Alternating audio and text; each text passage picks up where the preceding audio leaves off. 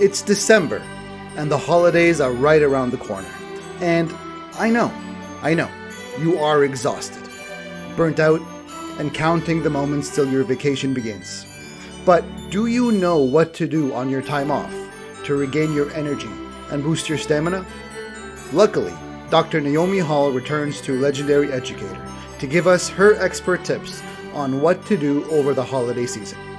She goes through everything from diet to sleep, and even what things to avoid on your days off.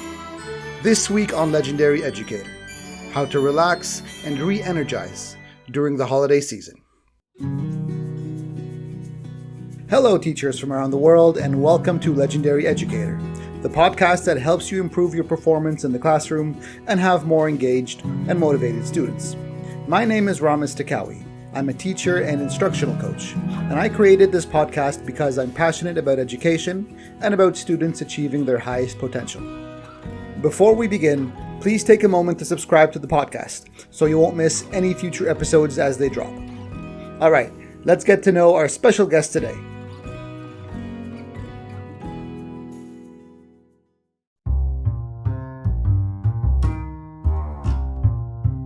Hi, my name is Naomi. My students used to call me Dr. Hall. I was a science teacher, also an administrator for a little bit. I currently run a business for educators to help with stress and burnout. My favorite teachers growing up, I actually had two. They were Mr. Hansel and Mr. Flint, and they were my high school science teachers. And I became a science teacher mostly because of them and the passion that they had for teaching for their students and the way they invested in us and the time that they spent just investing in me as an individual and helping me choose my career path and helping me with that decision. I loved that they took time for us and that we were more than just students to them. So they were my favorite teachers. This is a pattern I've been seeing. As I'm asking more and more teachers who their favorite teacher was, it's usually the teacher who taught, what they're teaching right now. Mm-hmm. Right. So I spoke to my music teacher, and surprise, surprise, his favorite teacher was his music teacher. And yeah, it's a pattern I'm noticing. My favorite teacher was my history teacher. Mm-hmm. Of course, I became a history teacher. So yeah, it's interesting. Yeah.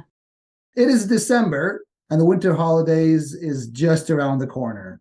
And with that is an opportunity to unwind and recharge and regenerate. But not everybody knows how to do that. And so today, very specifically, and I guess to the point, what should teachers do to recharge, unwind, and really take advantage of their days off over the winter holidays? There's a lot to that, but I would say the first thing is say no. Oh, say no. Yeah. Say no a lot. Elaborate on that. There's so much that you want to do on vacation, on break. There's so many people you want to see, different events going on, all of that.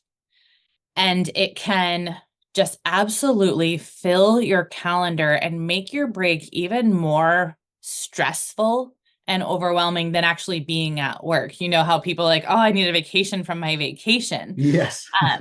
You've got to say no and decide what is it that you want to do. And maybe even make a list with your family of what are the things that we'd be really sad if we didn't do these. Like, what are the things that if we missed them, that would be like, we'd be really bummed out about it. And make that list, and you'll be kind of surprised what your kids put on that list. You'll be surprised at maybe what your spouse puts on that list, that they're actually really simple things. Like maybe it's putting on our PJs, grabbing some hot chocolate, and going for a drive to see all of the Christmas lights. Like, they're not going to be expensive things most of the time. But when you make that list, you can then prioritize your calendar just like you do in the classroom. in the classroom, you're like, we have to get A, B, and C done today. Anything else is bonus, but these things have to happen. You want to do that same thing with your calendar on break so that you can get the things that really fill you up, that really recharge you on your calendar. And then you can feel freer to say no to the things that you're like, no, we can pass on that one this year, and leave space in your calendar. So learn to say no. And like some of that comes through just prioritizing what you and your family want to do. You're like, are we going to really be upset if we miss this one? Exactly. Probably not. Yeah. Okay. Yeah. You're like, the cookie stroll? No, we can make our own. Like maybe we want to make cookies as a family instead. Right. Okay. Okay. That's a good one. Okay. And then I would say you really need to use your calendar even on vacation, because we think of like all the things that we want to do. And I just suggested you make that list of the things you want to do, but then the day gets away from you. And you're like, we didn't do anything today, which maybe you need a day like that where you just don't do anything. The family stays home. Nobody goes anywhere. Nobody comes over. Nobody even gets dressed for the day. Like you're in PJs all day, doing whatever your family, playing board games, watching movies. But if that's every day, then all of a sudden you're like, oh, we didn't do any of the things we wanted to do. And so make sure that you still schedule and use, like I use a time blocker and block out what I'm going to do. And especially the things that I really want to make sure happen. Like my morning routine, that's a non-negotiable for me, whether I'm working, on a trip, on vacation. There are certain things that are part of my morning routine that help me be my best, whether I'm working or not. And so like, that's my workout. That's my devotional time. Like I'm reading scripture, I'm praying and meditating. I'm doing some personal development. So I'm reading there, making sure that I'm starting my day mentally, physically, and emotionally in the best place. Nice. Even when you're on a break, even when you're on vacation mode, you're still prioritizing your, we'll call it me time. Yeah. And actually, I was talking to another consultant and she said she kind of talks that through with her husband so that, because a lot of times you just want to sleep in and then you skip your morning routine and then you're like, oh my goodness, and everything just kind of feels rushed. But when then the kids wake up and they're jumping on your bed, and then it's breakfast time already, and the day started even before you're starting. Exactly. Right? Which is typical. So don't get caught up in the whirlwind of not being prepared. Yeah, exactly. So she talks it out with her husband and says, okay, I'd like to sleep in this morning, but could you take the kids for just like 30 minutes so that I can get this time in so I really can be like ready for the day and the best I can be for you and the kids. And that's on a vacation day. So I think it's really important that you still schedule time, and that allows you to prioritize the people you want to spend time with. Like I really want to have lunch with this person. I really want to make sure that we go to grandma's house and spend some time with her. And so putting those things on your calendar to make sure that they happen, and putting in that recharge time, like your morning routine, your evening routine, whatever it is that is going to recharge you, refill you. And a lot of those things are really, really simple. It might just be putting, an hour on your calendar to just sit and read a book with a cup of tea. Like that could be very recharging. It could be blocking out some time to take a walk. You and I both live in like the cold climate. And so, we may have to bundle up for that. Right. Yeah. I still see people taking a walk outside. It's those Canadians, man. They're unstoppable. I take a short one in the mornings and in the cold, I'm like, what am I thinking? Yeah. Why? That's, it's such an important time because it gets you out in the fresh air, gets your body moving. Like those are really important things. So I'd say still use your schedule, prioritize what you want to do, put them on there so that they happen. So that you get to the end of the vacation and you're like, all right, I feel rested. I feel recharged. And I feel like we did the things we wanted to do. And, put the things that like need to happen as well. Cause we all know cleaning the house doesn't happen during the school year. Like it happens on the breaks. So, put that on your calendar and break it up of like, all right, today I'm going to tackle the bathrooms. Tomorrow I'm going to tackle dusting, That's Ugh, fine. the dusting. Yes. I'm like, cleaning the microwave, Oh the dear. things that just sit in you, and they create stress on you because you walk by and you see them and you're thinking, oh, I really need to do that. I really That's should. still on my list. Yeah, Mhm. exactly. Yeah. So Mm. like put that on so you can just knock it out. And I would say put that on in a morning so it's like done and out of the way for the day and you can enjoy the rest of the day. So Mm. your calendar is really important even on vacation. All right. So you are creating a calendar, Mhm. obviously, because you have all this time off. I'm very careful to say free time, Mhm. right? Because there are the obligations, the family obligations, and the holiday obligations, and the dinners and the events. And so, what you want to do is with your family, with your spouse, with your kids, is to make a calendar for the period. Yes. You are allowing your time off. You're allowing your time, your me time. You Mhm. are also prioritizing the events. Like some events are non-negotiable, like you Mhm. said, and some events are, well, they're not going to miss me that much if I don't go. The idea here is you're not taking it day by day. It's not a as it comes, we'll figure it out thing, but it is a plan, and that is how you are going to schedule all the time Mhm. that you want. Yes. Is there anything I can do to re-energize, to regenerate Mm. my energy, my stamina, Mhm. so I can come back in January all sort of pumped up? Yeah, like ready to go. Yeah, like September. Yeah, like feeling energized. One, you Yeah. got to work on your sleep. Like that Okay. is number one is 7 to 9 hours of sleep. And so figuring out how you're going to make that happen while you're on vacation with a different schedule. Exactly. That's where that calendar really comes in. And I know there's like, even myself, I feel some resistance to that because I'm like, I am scheduled every single day. I really don't want to be scheduled during vacation. But I also want to be recharged during vacation. And that's where that calendar is really going to help. The sleep one, I just want to mention something on this. This is a tricky one when you're on break. This even Yes. happens on the weekends. So we may be really good about managing our sleep during the week of like, all right, I need to be in bed by this time. I have my bedtime routine. But then we hit Friday and Saturday. And we're like, oh, I don't have to be up in the morning. So I can, I can sit and watch a movie. I Right. can, and we stay up later. My question for you is, are you sleeping in long enough to make up for how late you stayed up?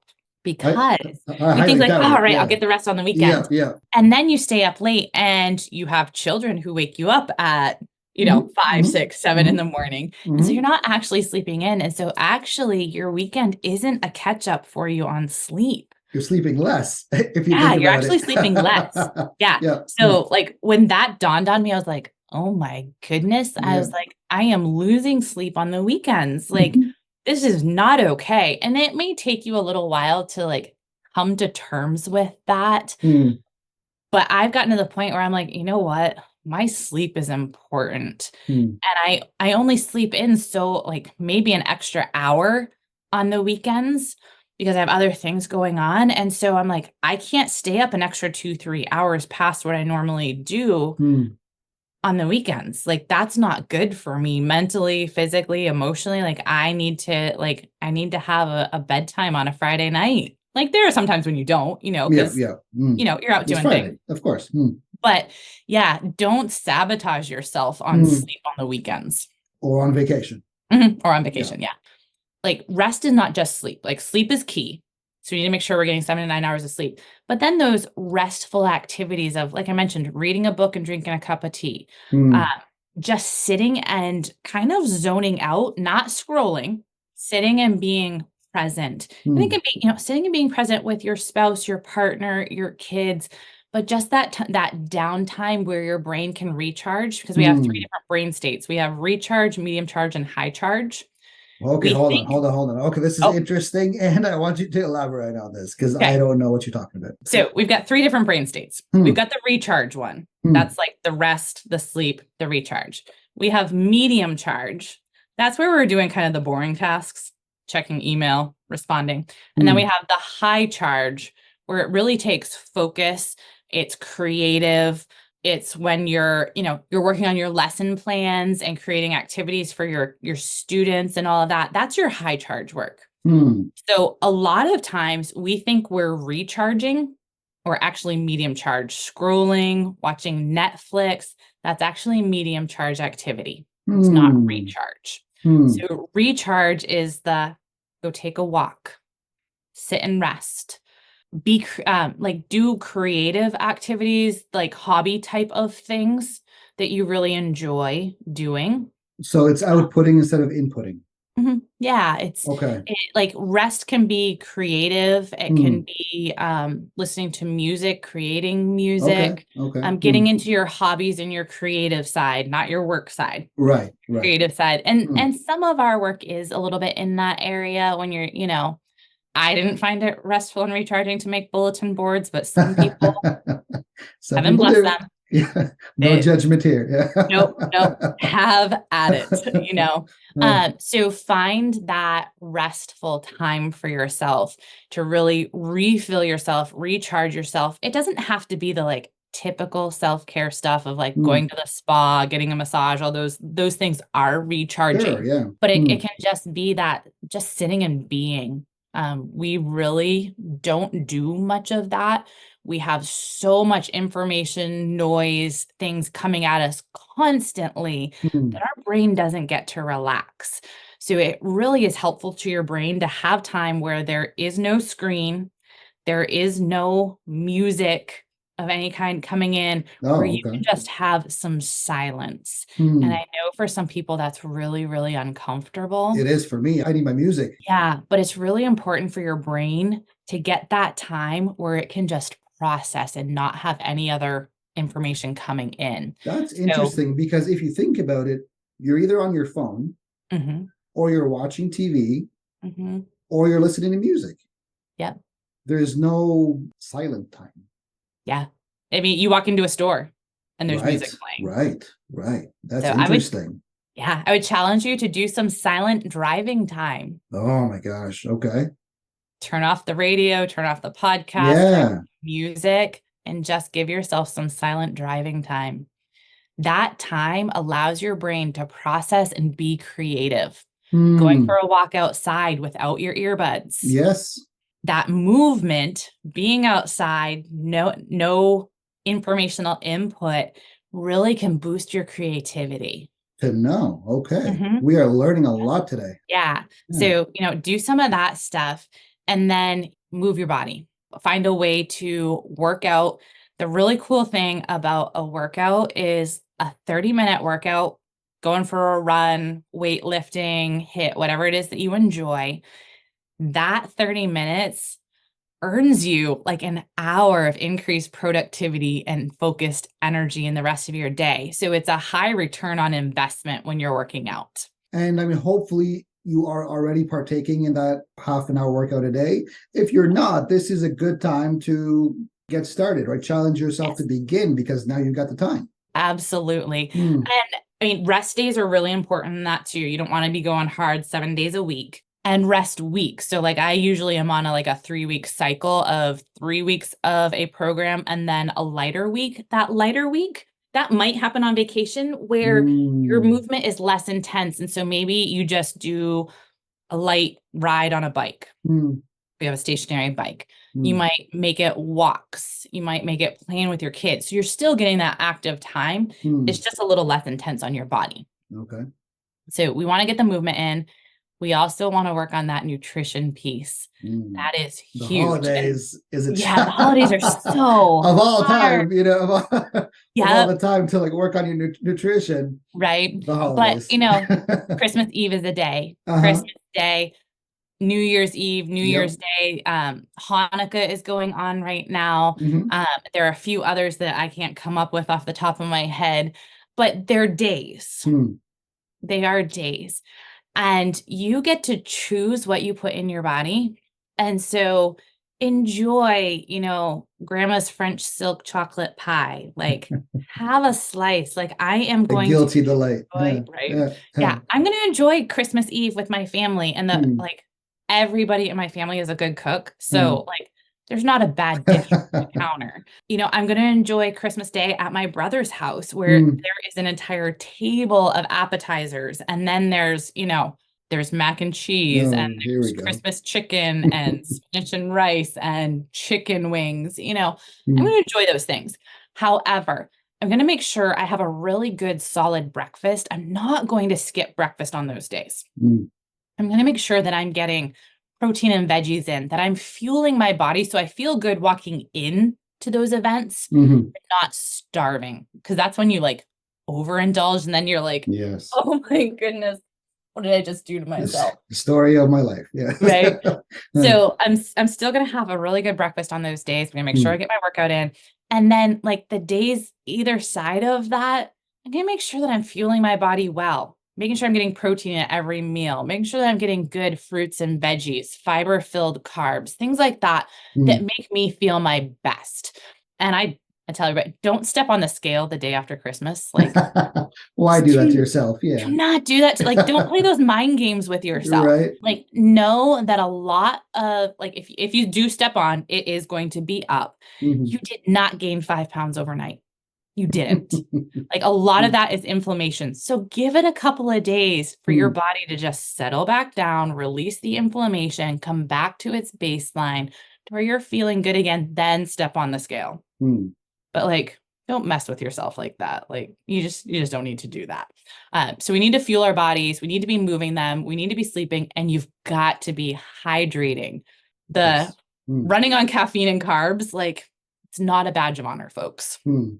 Like you Badge of need honor. water, Mm, right? Like mm. It is. we Yeah. wear running on caffeine and carbs, and I'm so stressed, Mhm. like a badge of honor. You're right. Yeah. And it's not. Like we can do better. So make sure, like first thing in the morning, before you have I'm not telling you not to drink your coffee because Mm, I like my coffee, but start your day with a glass of water mm, because you have just slept however many hours you're sleeping right now with no hydration.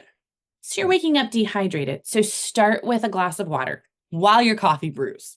Okay. You mm, still have your coffee. Drink water throughout the day.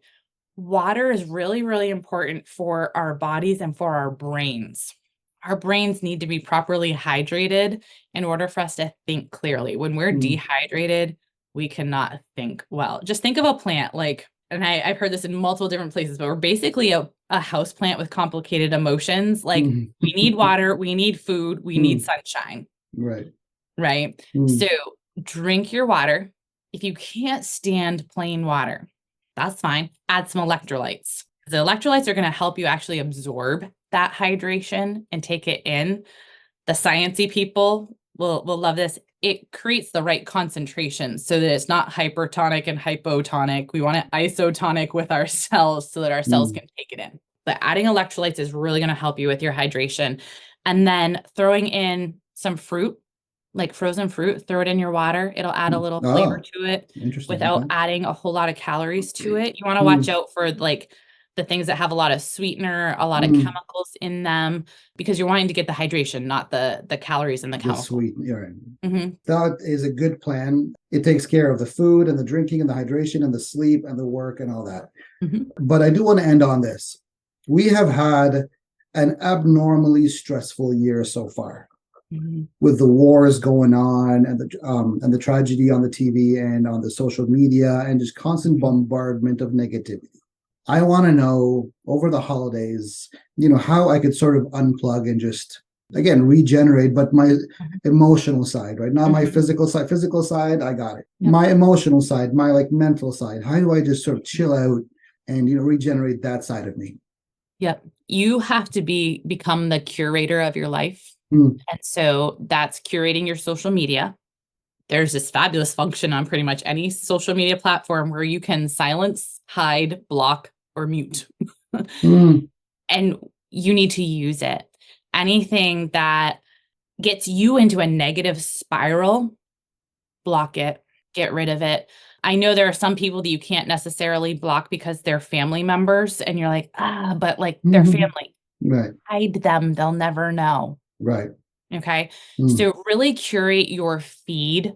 And I've been pretty ruthless on this. I'm like, yeah, no, that's putting me in a spiral. Gone. And there's an option also on a lot of things that pop out in your feed to say, show me less of this. right, I right. don't want to see this. Because there Mm, are things that just randomly pop up and you're like, oh my goodness, why am I looking at this? So curate your social media, turn off the news, turn off the news, because we know it really is true. If it bleeds, it leads, and it's negative. It's just so, like, some of it is so heartbreaking. And I don't want us to be ignorant of what's going on in our world. That is where I get confused. Like, I want to know what's going on, but at the same time, I don't want to carry that weight when I do watch it. So you turn it off. And the amazing thing is you'll still know exactly what's going on because people will tell you because they're watching it. And then you're able to choose what you go see and learn about because you've turned it off. And you're like, oh, they just told me that this happened. All right, I need to know about that. I go read about it, listen, whatever you do. Right. And then I turn it off and I go back to my life. So you really control what's coming at you. And then some other things when you're dealing with those things is journaling is a great process to use to help you when you're dealing with those things. You have seen what's going on. You have been reading or watching. Just taking some time to journal out all that's in your head, the act of taking what's here in your head and physically writing, not typing, physically writing it on paper, frees your brain and takes that weighty feel out of your head.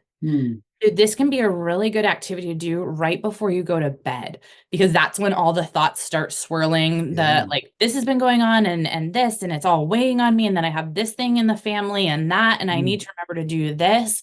Journaling at night can really free up your brain and allow you to go to sleep faster. So I'd say make sure that you, and I'm not a journaler type of person. I'm like not a natural journaler. Like, some people just love it and, go right into it. It's not my major thing, but when my mind is swirling, it is so helpful. And then find people. So we're talking about kind of curating your social media. You also need to curate your people. Who is closest to you? Are you allowing all of the energy suckers and joy suckers to have constant access to you? Like, who is your closest circle? And really work on curating who you're spending time with and who you can talk with that will help you process all of this, but won't jump in the muck and the mire with you. So you really want to curate your social media, get rid of the news, journal, curate the people around you, and find people that you can process with of like, can I just talk through this for a few minutes and then we'll move on to something else? But I just need to, because some of us are verbal processors. Yes, right. And really need to be able to talk things through. Find somebody you can talk it through with who's going to just kind of think logically through it with you. They're not going to jump in with you. And then you're able to move on to, all right, let's talk about, what's going on with the kids, how's Aunt so-and-so doing and get into that. So you need to find your processors as well. Not easy. No. Especially if you're used to a certain way of life, a certain routine, okay, let's turn on the news, see what's going on in the world. And so, curating all that is tricky. It's tough. It is. And so you bring your family in on it with you of like, hey, can you help me with this? I'm trying this out and I want to see how it goes. Can you remind me, like, hey, mom, hey, dad, you said you weren't going to watch this. Your kids are great at keeping you honest. Right.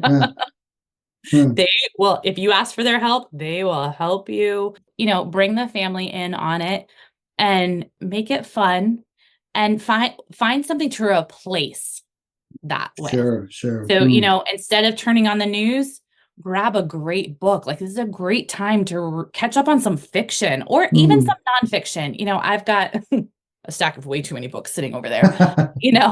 Grab a great book to read, something you've been wanting to get into, step out of PD for a little bit. Like, we're always reading, like, how to be a better teacher, how to do, classroom management, all of this. I'm reading, Murder in the White House. So I'm reading a fiction book right now and getting out of like that PD a little bit. And then I have my kind of personal development book that I'm reading too. That's The Language of Breath. So developing myself and my breathing techniques and all of that. Mm. So, maybe you start reading some again or working on a puzzle, like pull out a puzzle and work on that. Right. That's a great activity to do as a family because everybody can get in on it. And the discussions you have when you're working on that, be amazed at what your kids are willing to talk about. Let's when you're get talking again, right? Yeah. I like that one. If I want additional help, or if I want to chat with you, or reach out to you, how do I find you? How do I reach out to you? Absolutely. So my email is therecoveringeducator@gmail.com. So you can reach out right there. I will give you a link for the show notes for my 5 foundations to fight stress. Nice. A great tool for everybody. And we've talked about these here today, but these are my 5 foundations, some tips in there of how to work on these, what you should focus on. I'll give you the link for that. That's a great place for people to start. It's a PDF. They can download it. They can print it out, stick it up on the wall and be like, I'm working on this one today. It is such a pleasure talking to you. I appreciate you as a mentor and a friend and a legendary educator. Thank you very much. It's a pleasure to be here and just have an opportunity to share this with your audience. That's our show for today. Share this episode with your teacher friends who might benefit from listening to it. Don't forget to rate this episode and subscribe. I'm Ram Stakawi, and this is Legendary Educator. Thanks for tuning in. I'll talk to you next time.